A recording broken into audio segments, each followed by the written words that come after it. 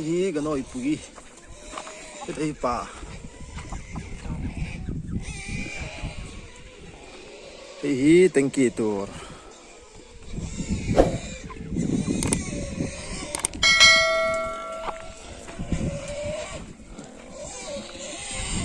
tại hiện nó có mẹ cái gì cái nồi núi nào pa hay giờ ăn pa hiện là tùy hay ông nuôi mấy đi dâu arte arsual huay lấy arte cái vụ này cái vụ trước mấy sao kêu pa nghe bốc cho rồi này tụi em thế là hiện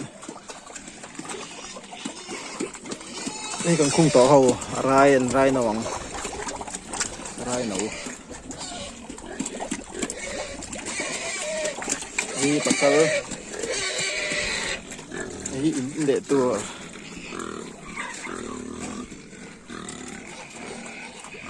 thế là hiện nấu té xong bắt khát xong bắt khát phơi mẹ cho phơi phải việc mấy hey tôi cái gì này hiện Bali chia này hiện Bali trên tâm à với chuồn trời không dính trời không vậy chứ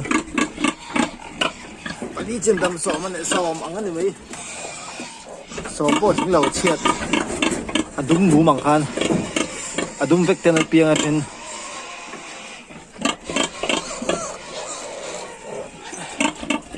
đến đây chưa này tầm ngay rồi phình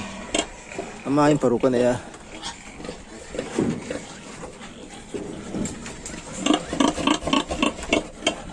đến từ đó này đến từ lúc này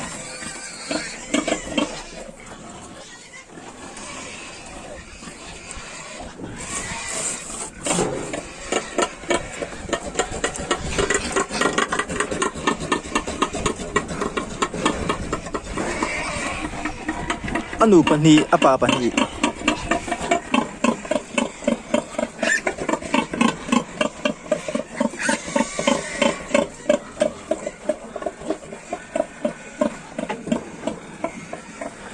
thì nó rai cái tia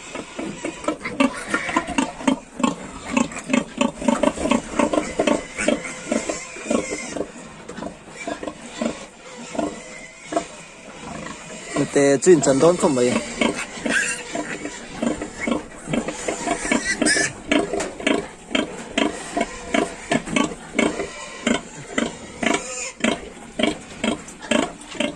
đến chế xí đầu cả là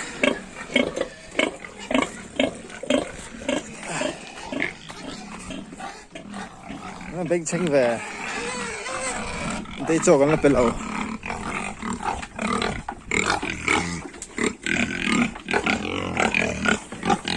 rất quan tâm này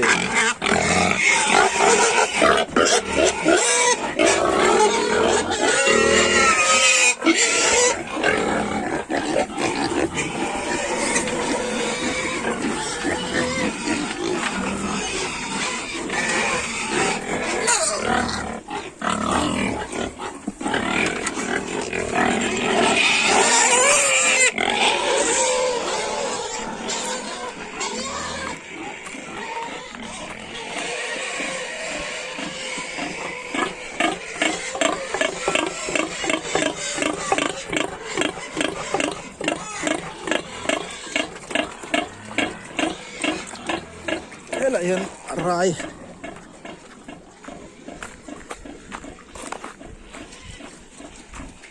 bây giờ đây rai nấu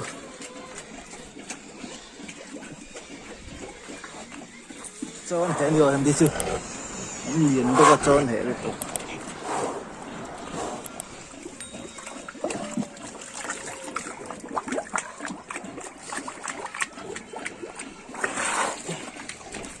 thế lại kẻ vô của mày bên con mec anu hay bụi nấu gần thể dầu chia thế lại menu hi nhỉ đây cái bộ của mà chế cho khóc mày chế về khóc mày hay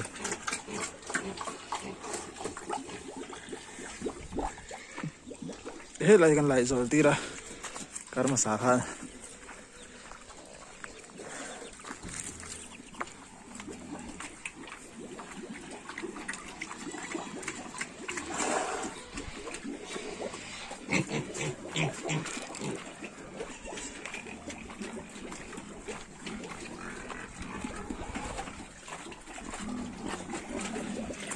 đi đất chè khúc mày hay là cái gì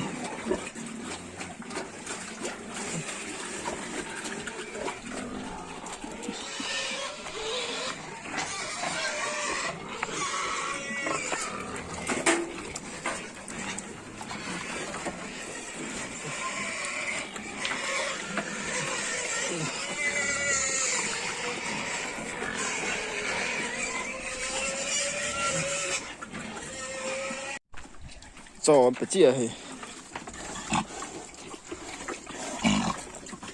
cho chum lệ một dress mới chẳng về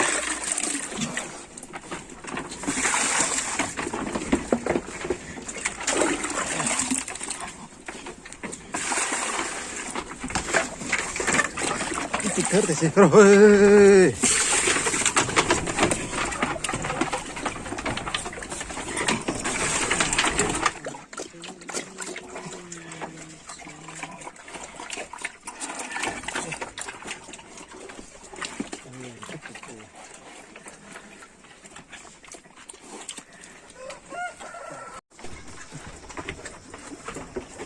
ru để chụp trước này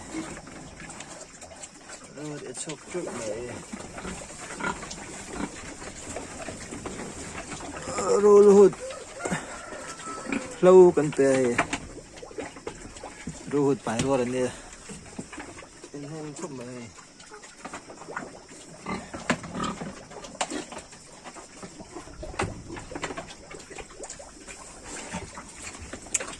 mấy tay hi nó vứt trẹp để đóng